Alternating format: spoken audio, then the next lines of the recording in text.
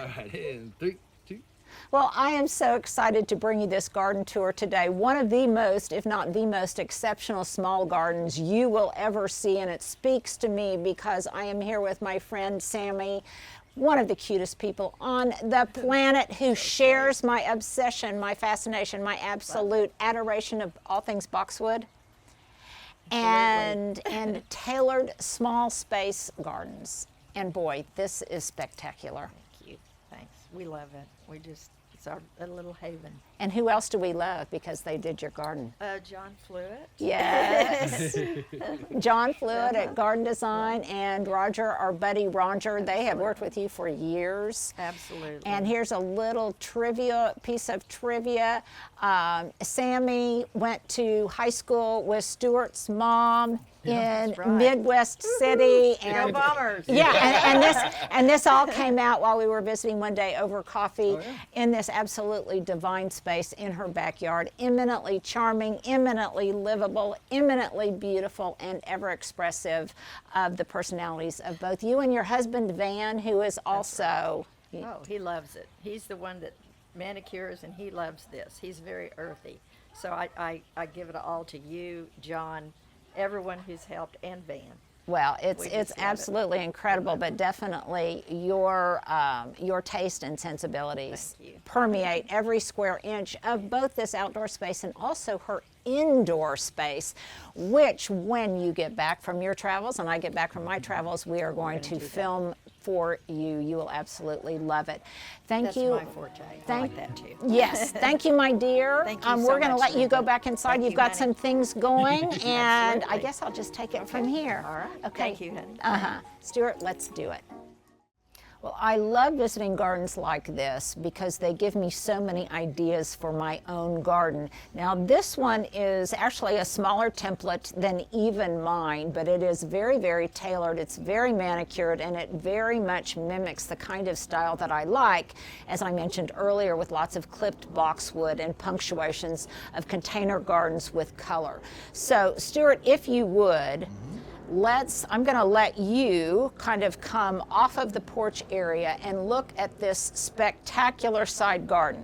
Now, this is a brilliant solution if you have a narrow side garden and you are looking for ways to make it compelling to plant some things, but also in no way detracting from its practicality and its accessibility. So you can see that this is probably, I am going to say, what, 4.5 feet, Stuart?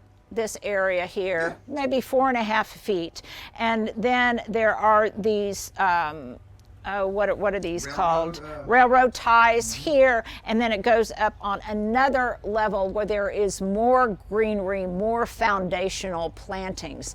And this gives it dimension, it gives it a beautiful layering feel, but again, it's very, very practical to move from the front side garden, and you can see even up here how accessible her trash cans are and things, to the front. And then when you come back here, it becomes a garden. I love the fact that she has done this, it's just so attractive. This combo of flagstone with gravel. You guys know I'm a huge fan of it. It's really, really a wonderful thing to, technique to utilize here in Oklahoma because of our difficulties in erratic temperature swings and things like that. But I also love the fact that it gives texture, it gives movement, and it gives dimension to small spaces like this. So on the upper level, we have some Elaeagnus, we've got some tree peonies, some perfectly trimmed boxwood cloves. It looks really incredible. Another tree peony, and then at the end, a miniature little cedar elm, some kind of elm, but it's absolutely adorable, and I think that I need one of those. And then she's also got some I would say restrained but very effective in their simplicity garden ornaments here. A beautiful trough filled with what is still happy yellow Irish moss and golden Irish moss, maybe it's Scotch moss, and also little piece of iron sculpture that kind of picks up on this brilliant idea here. There are two statement pieces of arched rebar right here that frames what is encapsulated within the frame, and you can see it as a perfect focal point framing the view outside this window. Something very simple but very, very striking. The radius is identical on both pieces of rebar, and on the rebar she is growing a variegated porcelain berry vine, and it's really, really spectacular. The berries on it have not transformed yet into their very distinctive blue color, porcelain blue color. It's absolutely beautiful.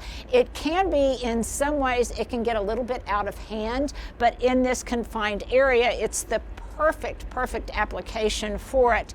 And she keeps it beautifully tamed, or Van does, and beautifully trimmed up from the base, exposing the architecture of the vine itself. Yeah, it's really magnificent.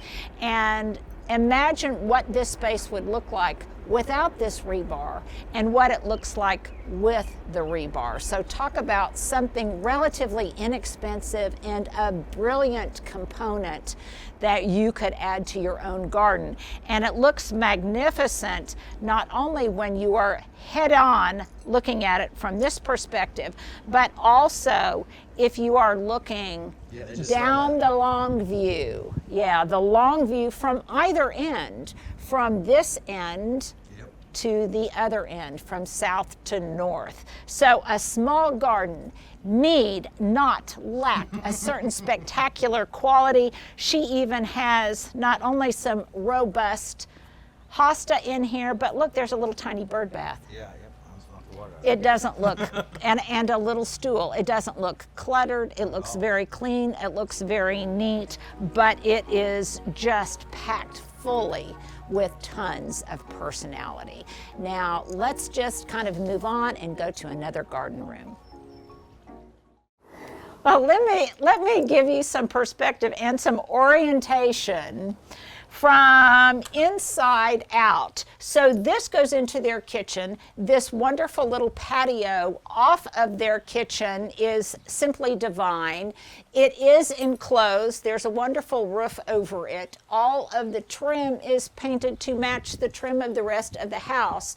And this can also be completely enclosed because they have operational blinds that come down on each side. So this could be completely closed off if indeed they want to make this another room that's kind of a fusion of being indoors and outdoors. Nice place to sit and have your coffee in the morning. She's got a sideboard here with some of her favorite magazines, an ice bucket. It's just a wonderful little composition, still life. I'm going to imagine that she often sets up her bar outside when she is entertaining in this way. I like this modern bar set's kind of cool. Yeah, the modern bar set is really cool. And she, like me, she loves rattan. So And it matches too. yeah, and it matches. Well, no, it matches. I'm sorry. Oh yeah, the Also matches like too. you. Yeah. And then if you go this way, then it just intersects with the path that goes around to the front. So many great outdoor living ideas in a very, very small space that nevertheless has multiple garden rooms. So this then opens up onto a path that enters this magnificent pergola. Now, Stuart, let's insert some footage right here. I'm just going to stop talking for a minute and let's rewind. Let's go back in time and put a segment of our previous visit here with the former pergola, and you can kind of see what this area looked like. How many years ago was that? 3 or 4 years ago. Yeah, around, between 2, 3, 4 is in that range. And when you see the footage, you'll think, oh, that looks so perfect. Why would they ever change it? Well, they changed it because it had been there for a long time, and over time, structures like the previous pergola that was here, it began to rot, it began to have some structural integrity issues, and they needed to replace it with this magnificent structure that is a combination of steel and wood. You'll notice that they did reuse some magnificent fixtures that were in place before, and just other things that you may recognize. But let's stop right here. Let's put in some sections of that previous garden tour, and then we'll be back after we kind of go back in time.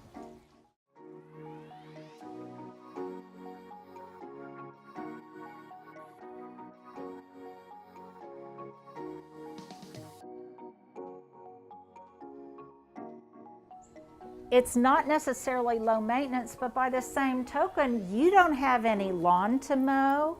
No. You don't overseeding. You don't have any of that. Not at all. We did, when we first moved here, of course, and the trees were all not mature, we had grass all in the whole backyard. The entire backyard was grass. And then as the trees grew, as they do, then we took it all out and said, okay, we're going to put it, and I love flagstone. I love flagstone. Yes, and the pea yes. gravel, any of that, I've always been a fan of that. I've always loved it. And so we took it all out, bye-bye grass, and low maintenance other than all the trimming. We have to keep this nice and pristine and trimmed because it's such a small garden.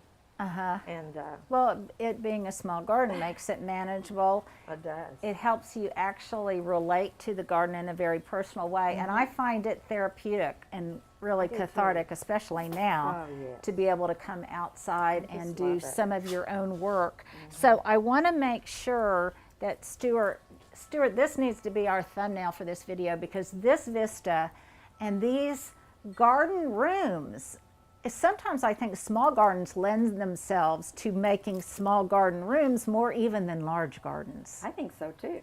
I mean, So it is just, it's just wonderful, but I'm getting ahead of myself because I want to point out another brilliantly sculpted tree, this Crimson Queen Japanese maple. And you seldom, or at least I seldom see them this large. Is that right? Yes, normally the ones I see are a little bit smaller. So look at the way this is contorted and has I love it. a very It's my Asian favorite. quality It's my about favorite. it. It's my, as John and I were saying, and Van, my husband, we were saying that's Sammy's tree. Don't touch it. So, but we've had to have it trimmed on this side because it's all fanning out toward the sunlight that way. But I as you said, I love the contorting part of it, and it's just so interesting to me. And but I didn't think it was going to get that big actually, but Well, I don't think it'll get much bigger. But it's got this umbrella shape to it, and I bet when morning light comes through these leaves and the shadows it creates must just be magical. It is beautiful. And then I like to go around and walk around it too, because in the fall, it would turn colors. And that portion out coming from that direction, it's just beautiful. The colors are so pretty and magnificent. And look at this. Is that not just adorable? I don't think they've found that yet. Just adorable. And look at these. Look at just your really unique garden art. That's just magnificent. Is there a story behind these? There is a story behind that, and that is, I think we all know Janis Joplin. We remember Janis Joplin. All right, this is her sister and her husband that live here in Oklahoma City, and her husband made those. Oh. And they are a sweet little garden shop that had to close their doors a couple of years ago. She retired, Wilshire Garden Market, and she sold these, and they were on you know, they were hanging. She had some that were, you know, sit-abouts, and they were just sitting, big sculptures. Oh, wow. They're just beautiful. But, Well, I used to do workshops at Carol's at Oh, you Wilshire did? Garden I bet- oh, Market, yes, you and did. Yes, you I did. don't I remember remember that. seeing these, or I think I would have had to snag some. Oh, boy. But I love the fact that you've got them hanging in threes, and I love the story that I do too. with Janis It just Joplin. makes you That's just happy. I that's just know. It incredible. just makes you happy, and I just think all of the way he has put all the yes. different notches in there, And it kind of matches. You've got some little violas, some blue violas over there, and I just love that color. You can tell I like blue and I like purple, And it just looks beautiful. There's so much to see. Okay, Stuart, what is this? This that's is an antique rain barrel. that is just Yeah, the rain would go unbelievable. in here, and I don't know. I think it's about 100 years old. Oh my gosh! And what is this? Oh, This looks like a whiskey jug. They have a lot of those. I picked that up in Europe, and they have a lot of those all over Europe, and as well as here. So maybe a wine. It's a wine jug. Whiskey wine jug. And I love the fact that this matches and that you've got them in a protected area off of your porch with a charming little sitting area here. You've got some wire vines, some Muhlebeckia in here, and this porch. So this is stamped concrete. Concrete. Mm-hmm. It And- is, and it was much more brilliant, of course. But as it's faded out, I kept thinking, you know, maybe I should stamp it again and have it more brilliant. But I kind of like No, the I weathered. like it. You do? Oh yes, like I the love it I weathered. like the weathered look. And you're framed, as we go back into the garden, you're framed by pots filled with succulents and ivy, and I love it. Tell me about these over here. Those aren't true antiques, actually. They're new. And if I may, they're from Ethan Allen. Really? They were in my house at one point, in my husband's office. And then I started, you know, just thinking about how great they'd look out here. Just a little added, you know, rustic touch. So we put those. What out was here. their original intention? Just ornament? Not sure. Just I think so. I don't know if if they door were actually door knockers or I'm something? not sure if they or- were supposed to be. They're new. They're not Uh-huh. true antiques, but I don't know if they were really like some type of a pulley, you know, back in. Well, they also have kind of a Western vibe to them, a wagon wheel I vibe. think so too. So then, okay, the pergola is just incredible. So I was telling you that after you were on the horticultural tour, that I put some video and also some stills up of this pergola, which is one of the most liked stills I've put on Instagram ever. I love these flame-filled lanterns. Pretty. I like those. They a are lot. We just love them. spectacular. They just make you happy, and we keep them on all the time, actually, and just enjoy them so much. And then about 1 million people are going to ask us, what vine is this growing up around the pergola? Well, that is a woolly morning glory, and they are incredible. They just grow. You can almost see them grow an inch each night. They're just so fast growing, but they love the heat. And once, you know, we'll plant them, and you can see all the little areas. We had those cut out, the circles there in the patio, and so we planted it. I bet they're not any taller than a foot, and they're planted in May, and then actually in June, when the weather starts to get warmer, they love the heat, and so they really start taking off. So they're an annual. They're an so you annual. plant them every year. Yes, they're an annual, and darn it, because we're going to lose them here pretty Pretty soon. soon, but Pretty they're soon, but the leaves are beautiful, and what I love also about them is I love the branches. It's Yes. almost like velvet, and they wrap themselves around. See how it's twisted around? the contortion of it. Yes, and I just love how they just, and you know, we just keep tacking them. We use little nails, and we just keep training it to go up Up and over. And look, it's the perfect color. It's a perfect color match. Well, I hadn't noticed that. You would notice. To your tree, isn't it just marvelous? It Do is. they bloom? Do they bloom? They usually bloom this year, but it's usually at the very end of this season. Uh-huh. Now, I don't see any blooms on them, and we'll only get a bloom like maybe 2 weeks, and it's usually right up at the top.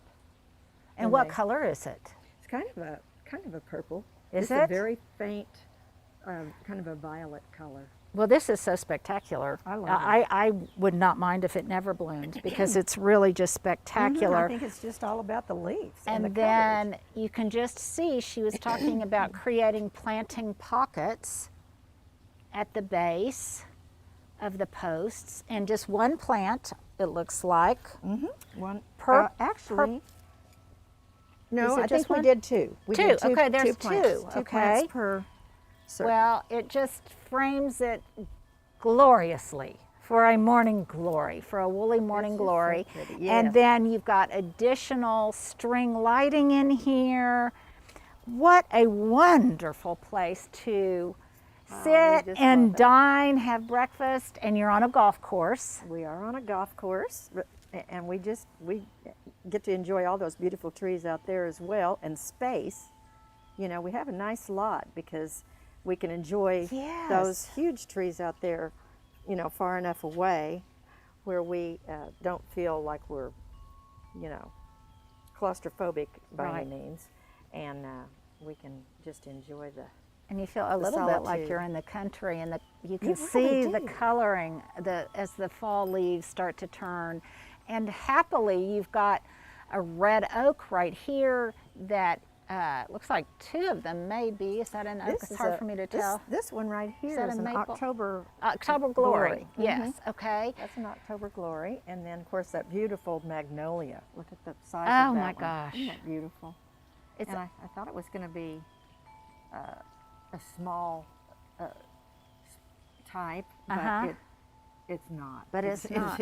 Yeah.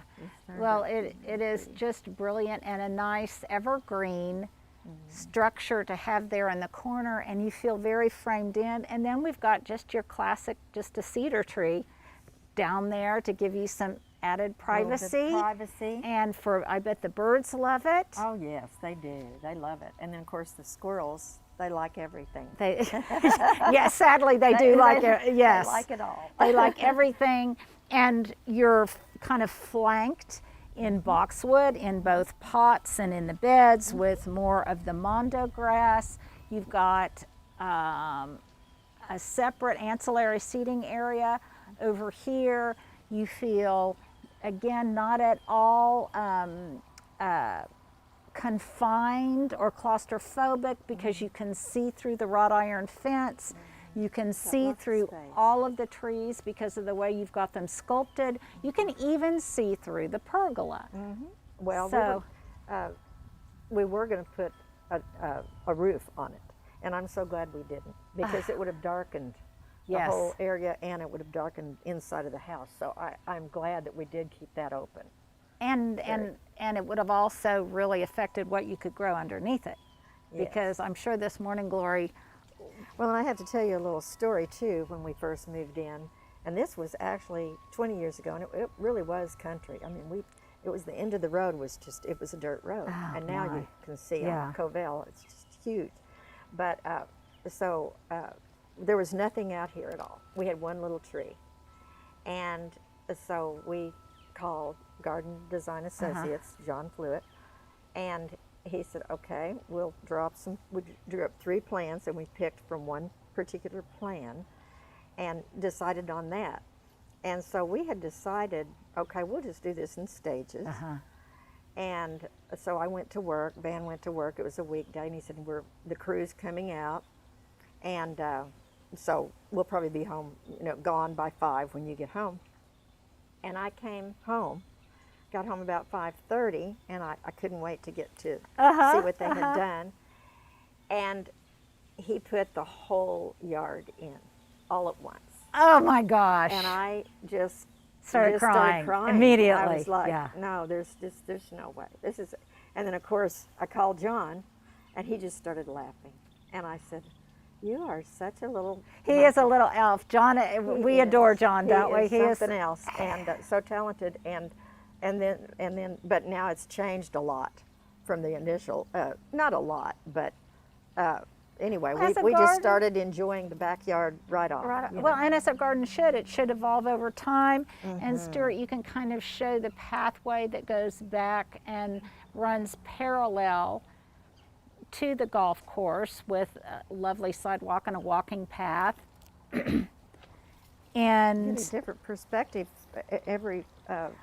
Yeah, it really is. Areas. And we'll meet Stuart back over here in this secondary garden room, again flanked by boxwood. And I love the way this is pruned, how it's I don't really know how it's slanted at the top and narrower at the top. And the way he taught us on that is because the reason being that it will help fill out the bottom to get portion. light at the bottom portions. That's just wonderful. We've got some spotted leopard plant here, a charming water feature surrounded by flagstone, more of your cherished hydrangeas back here, and some hellebores, some violas. So you have a lot of room for both seasonal color, but very much that signature trademark that I adore of lots of just green on green with little flashes of color versus just large expanses of annuals. This is so soothing. I was telling Stuart when we first moved here also, you could probably, this was a hot tub at one point. And so we used it a lot. And our grandchildren were all teeny tiny, and they thought it was a swimming pool, of course. So we enjoyed it for probably 10 years, and then it kept breaking, and the kids got older, and we didn't use it. So this is what we did. A wonderful example of how a garden can evolve and change with its owners over time, and how you can rethink a water feature and recommunicate it. The breeze through here is lovely. You can hear her collection of wind chimes. She's even got enough space for a perennial bed in here. We've got some angelonia, some comeflower, a huge pot of plumbago, some tendenscontia, some more mondo grass, some sedum autumn joy. What am I missing in here? It's just, and all in that kind of signature kind of bluish gray foliage that so matches your house. I just love it. Well, thank you. It's a happy garden right now.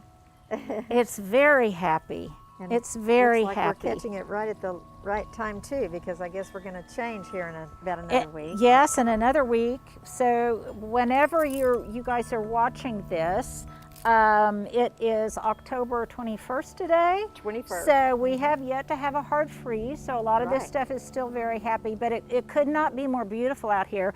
I just noticed another fabulous color echo. All of your grayish blues, and then how they mimic the color on the juniper berries. Oh yes, I see that. I hadn't thought of that before now, but yes. I love the way it communicates. Other really massive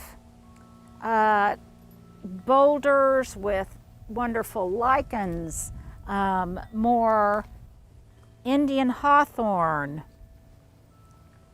lots of ferns and things that wave and create movement. another beautiful Japanese maple over here with some smaller orbs. Little orbs. And then, And I just let those, as you can tell, I don't paint them or anything. I just No. let those go natural. that makes, we pay extra for that, for age stuff. Right. And then another seating area over here, if you get a little bit chilly in the shade, you can come over here where it's a little sunnier and Little private little nook. more succulents, potted evergreens. Is this a Hicksau? Do you know? Yes. That's a U. I am so going to have to copy this. Stuart, remind me. I've taken away many things from this garden before, but here's another one. I want a large Hicksau, beautifully pruned in a conical shape, and then against the shiny, glossy foliage. And I love the trains in the background. Oh my gosh. Yes, they're here. They are here. And this magnificent magnolia over here. And you're not sure the cultivar on this? I am not sure. But on it is that. just wonderful. It's very columnar and wonderful visual weight on the corner of the property. I think we're all kind of different in that in one aspect with having to do with trees, and I'm always having them come out and trim our trees. And I'm one that I don't particularly like my trees touching. I like it Open. a little bit open, and I probably because the yard is small, Right. and I like the light to come in. But I think it's interesting how you talk to different people, and some they like that overgrowth with, kind of more like an umbrella effect, and then some Just don't, like the distinction. Well, it gets more light down in here. If they were both the same kind of tree, you might want them to meet. But since they're two different specimens, maybe not. So I cannot thank you enough for showing us your Linda. magical spot. It was my pleasure. I just love you, and I appreciate you so much and all your input. Well, means the world to me. it's really just wonderful. It's one of my favorite gardens in Oklahoma City. Actually, I should say we're not even in Oklahoma City. We're in Edmond, which is a suburb of Oklahoma City. It's where a period of my growing up years, I grew up in Edmond, and it's just nice to visit and catch up with old friends. Thank you, Sammy. Thank you so much, Linda. It's my pleasure. Now we get to go have tea. Hopefully. Yes. Well, it was magnificent before, no question. It is even more magnificent now. I think this structure is a little bit more elegant. It is certainly more durable, but it looks very, very consonant and harmonious and consistent with the house and these outdoor spaces. So, Stuart, if you would, come and stand where I'm standing. So again, we give you an orientation to how each space leads into each other space. So if you turn around, then over here you have the small patio area that I was talking about. If I go to the right, there is a path, a flagstone path that is bordered in mondo grass that goes around this way and into the fountain room. You can see some hydrangeas there, a ginkgo, some fern, just all sorts of things. And then before we go to the fountain area, Stuart, let's show everyone how this then comes off from this side via the same kind of flagstone patio. It is directly across from the other path that goes up the side garden. And in this corner, there are some wonderful plantings of oak leaf hydrangea, some cutleaf spirea, more clipped boxwood in conical shapes. We're under a brilliant Yopon holly. And there's a maple tree over here that's kept beautifully, beautifully trimmed. I believe that's a maple with just some miniature nandina along the wrought iron fence. So it all so smoothly, in a stream-like way, one space connects to the other. And then at the entry point into the pergola, we've got a fabulous oleander in a pot with a fabulous clay cloche, and then again a different scale, but some rock at the base. Just ahead. So, and heard. just a head, yeah, and just a head. leading you That's a into John it. Fluid, yeah, that's just a John Fluid thing. Now, as a point of inspiration, when they were doing some subtle changes to this back garden, she was very inspired by Klaus Dalby's Container Garden book, and she really wanted to incorporate more containers with color, and they did that brilliantly. I can see back in here some Lenten rose and some different things. But back to the pergola area, a really spacious dining area where they can entertain. I myself have sat underneath this brilliant overhang and enjoyed coffee and wine. It's really wonderful.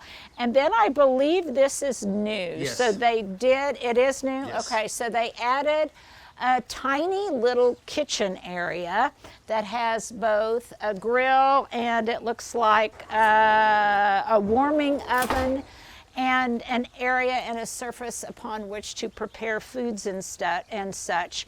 And oh, Stuart, I recognize some of these wonderful candles. I know she got these in Santa Fe because I have gotten some myself. Santa Rosa candles. Was just looking at these in Santa Fe. I have a massive one. And so this area is very compact. It's very, I can't use the word functional enough. And it connects just effortlessly and beautifully to the dining area that has a fabulous Macrophylla hydrangea that beautifully echoes the color of the cushions. And those are larger Yeah, foliage on that, right? yes, these are larger. the difference And these look. look like they might be a florist hydrangea. Those are just so neat. Macrophylla, macrophylla. And then this comes over here with a slight grade change on a large piece of flagstone, again embedded in more mondo grass. And it comes down here to the fountain area. That is, I guess, punctuated on each corner with what looks to be some carex, some everilla, I believe it's everilla, this really kind of grassy component here, carex salata or sedge, and it just looks beautiful, I think. Again, with the same gravel in different scale, different size that communicates with all of the other gravel in the area. And then this is the path that from the other angle. What's this guy? This is Tradescantia, and what's it? Spiderwort. That's its common name, spiderwort. I used to have some that was in a chartreuse color.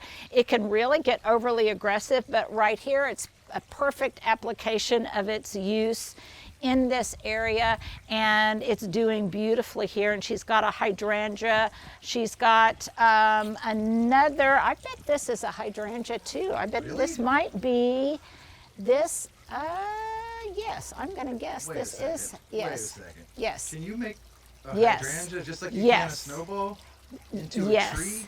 yes, you can topiary. You can topiary a hydrangea, and I'm going to guess this might be a really large limelight hydrangea, though it might be another variety. You just blew my mind. But it's absolutely beautiful. It's spectacular. Now you know I want to see that, right? And now We you gotta- want to we see gotta that. make a Let's see if hydrangea it's got tree. any little buds. I don't see buds yet, and I'll have to confirm that that's what it is with Sammy, but it's beautiful. She's got a whole skirt of this sweet alyssum that is really dear and flouncy at the base of this boxwood. This is a green mountain boxwood, and this area here has been trimmed, not unlike the potager, the way I used to keep the potager trimmed at my former home. And this is wintergreen boxwood. You talk about romancing the ordinary. All of these plants are a lot of these plants are rather ordinary, but they are used in such inventive ways that it just makes for a spectacular still life and a spectacular tableau. This is just Manhattan euonymus that's been trained back to a profile. It's on a wood trellis here, and yet it can really handle the strong sunlight here. It's completely devoid of any sign of scale or powdery mildew. It's been brilliantly taken care of. I bet Van takes care of that. And then we've got more fern in here. I see some evidence of maybe some Russian sage. And then that path comes out into this area here, which is what she calls her container garden. And again, this was inspired by Klaus Dalby's book, Container Gardens. I'll put a link to it below. Stuart, let's try to put a little picture of it up right here, my friend Klaus. And these are really, really large concrete pots that I believe were sourced by my friends John and Roger. And she's got some of them elevated on concrete plinths, not only here, but in key areas around the garden, because if you come out from underneath the pergola, you can see there's a large pot here. And note that most of her containers are very large, and they contain not only seasonal color, but they contain specimens of evergreens that are here in the winter as well as the summer to give winter interest. A beautiful crimson queen, Japanese maple. She's got a little herb pot down there. I spy some mint and some thyme. That's how you keep it all in one place. That's how you keep it all in one place. She's got thyme growing in between some of her pavers. There's different kinds of succulents growing around the base of her pots, and also some in the ground, different textural components. She's got a tight color palette here of pink, blue, and white, a similar color palette to what I use at the cottage in the front yard. But this is a great idea of having succulents planted really at the base of your plants. Make sure they've got really good drainage. Here's some more. She's relying heavily on pentas, angelonia, plumbago, and I imagine she'll have to probably replace the alyssum with something else once it gets a little bit hotter. But some of this is protected, as are these geraniums, under the overhang of a beautiful shade tree. And then this comes over here to yet another garden room. If you round the bend, she's got one of these fabulous Stuart's favorite plants here, a Chinese snowball viburnum, and we were just talking about pruning it up into a small tree that arches over the space instead of a large shrub. Which I'll have to show them here. Which you'll have to show them here. And a magnificent, I don't know if this is sum and substance, but wow. just a magnificent hosta. Big guy. Very happy here. She's got some vinca minor, some more of the ground cover. And this is a brilliant use of different ground covers, you guys. Brilliant use of the mondo grass, and then more garden furnishings over here that if you wanted to sit in this beautiful area, it overlooks a fabulous green space and trail that links up to the golf course. Links up, did you get that? Links up to the golf course. Yes. Stuart's telling me I have I'm doing my what you want calic. me to do. Yeah, my calic is acting. My calic is acting up. There's no good hair day today because it's so exceptionally humid.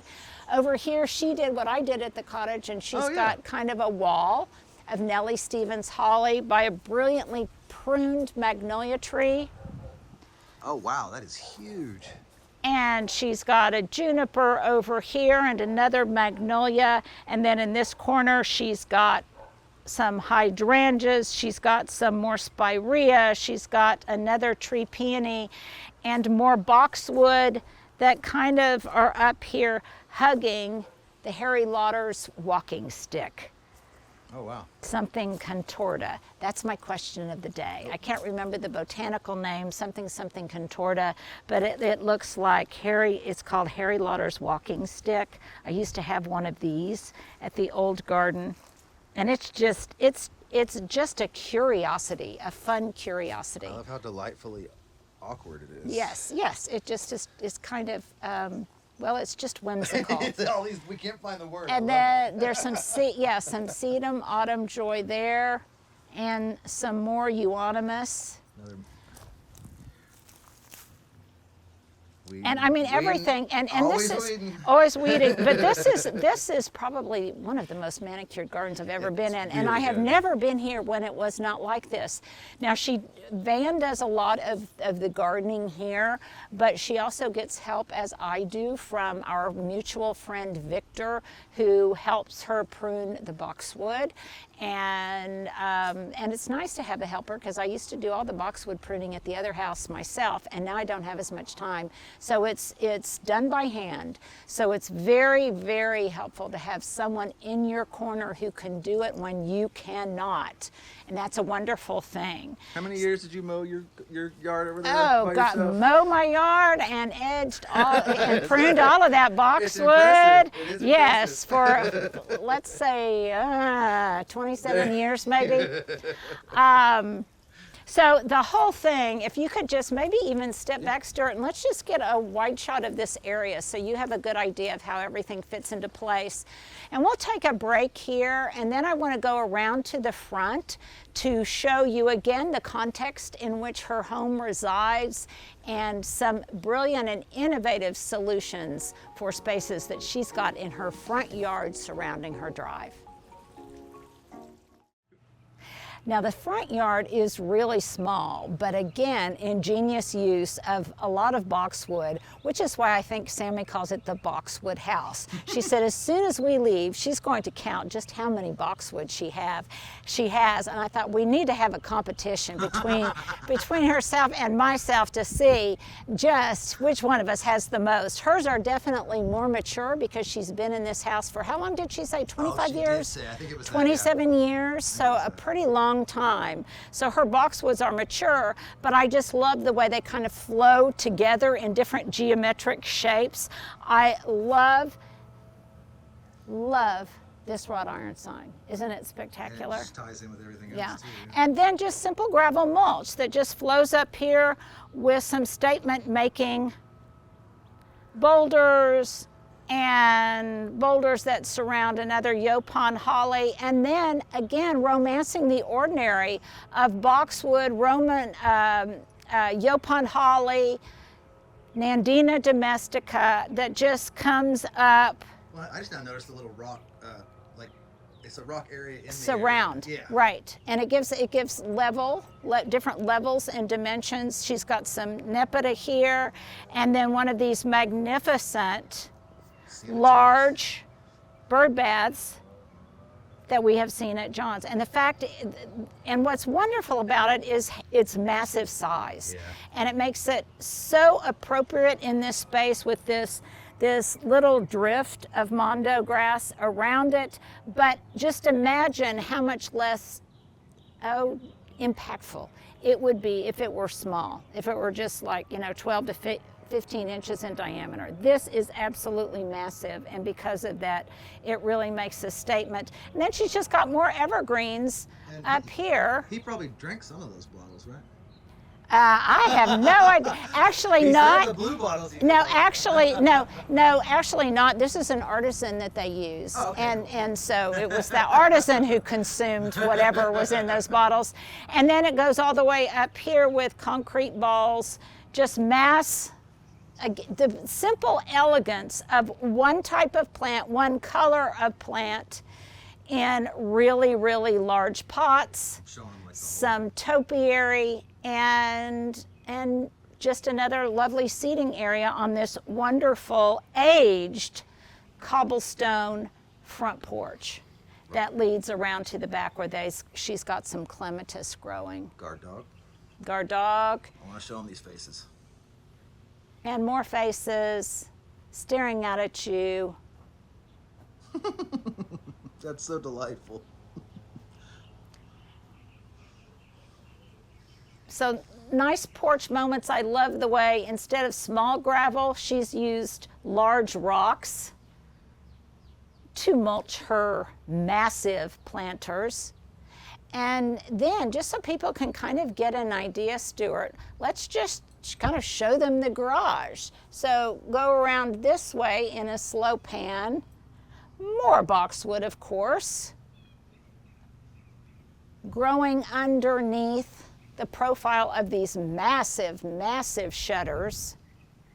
Oh, wow, yeah. And then there is the garage door.